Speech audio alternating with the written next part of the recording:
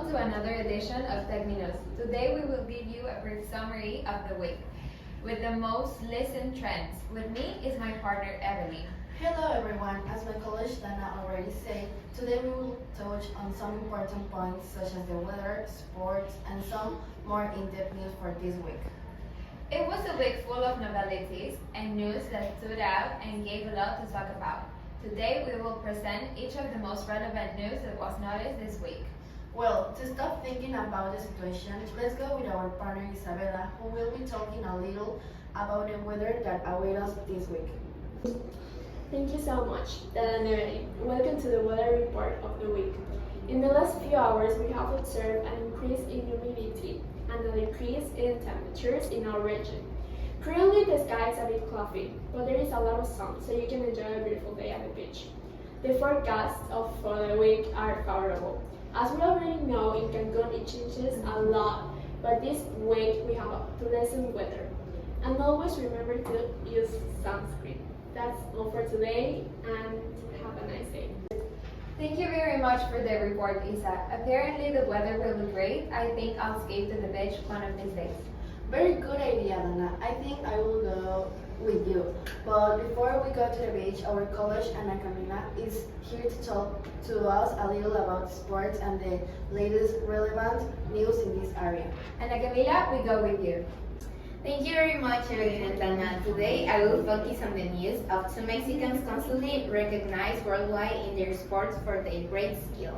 This Sunday in Miami, Checo Perez reached 30 podiums in his time in Formula One, an achievement with which he extends his legacy as the most successful Mexican in the highest category of motorsports. Sergio Perez could not maintain first place on the grid and he had to settle for a second place in the 2023 Miami Grand Prix, which he dominated from the lap 20 until the end, the two-time world champion Max Verstappen.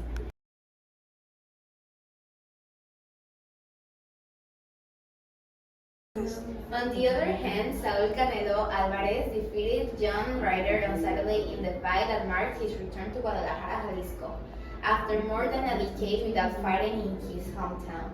The Mexican took the victory but could not win by knockout, although he knocked down his rival twice. And that left uppercut. Right hand for Canelo. That's all for today. We go back with Dana and Evelyn.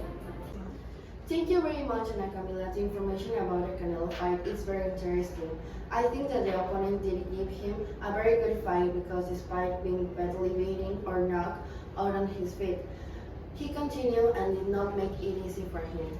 It is true, although I think it was very quick and easy fight for Canelo. The opponent didn't have much of a chance to win by score. True, but outside of the scoring, the resistance of the opponent was wonderful, and that made the fight with Canelo so exciting. True, but I think we've gotten a little off topic. I apologize, audience, but these are very exciting topics to talk about. Next to finish, we have Sofia and Maria, who will be presenting us with some of the news in the world of beauty and the world of fashion. Girls, we continue with you.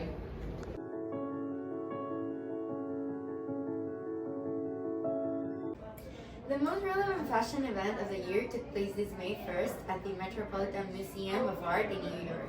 We're talking about the Met Gala, where the most relevant celebrities attend every year. This year's theme was honor of the famous fashion designer Karl Lagerfeld, mainly in designs like Chanel and his personal brand. There were many iconic looks the celebrities gave us to appreciate, starting with the hostesses Dua Lipa and Penelope Cruz, who paid homage to the Chanel brides. Then we have Gigi Hadid, who was one of the best dressed of the night, of course, wearing Givenchy, a design inspired by Carl's favorite things, along with Anne Hathaway wearing Versace. On the other hand, we have the Kardashian-Jenners. Kim Kardashian was very consistent with the theme. She was dressing chaparrally in a dress full of pearls. Kylie Jenner was wearing Jean Paul Gaultier with a red dress. She left some doubts as to whether she fulfilled the theme, but we left that up to your own criteria. Kendall Jenner went with a look honoring the suits of Karl Lagerfeld wearing Marc Jacobs. We also have Doja Cat and Jared Leto who paid homage to Pet Carl's cat. Doja Cat wore an Oscar de la Renta dress and put on slight cat prostheses on her face and to give a touch of their resemblance to the pet. Then we have Jared Leto for his part. He opted to literally dress in as Chupet, Booty with another wardrobe below.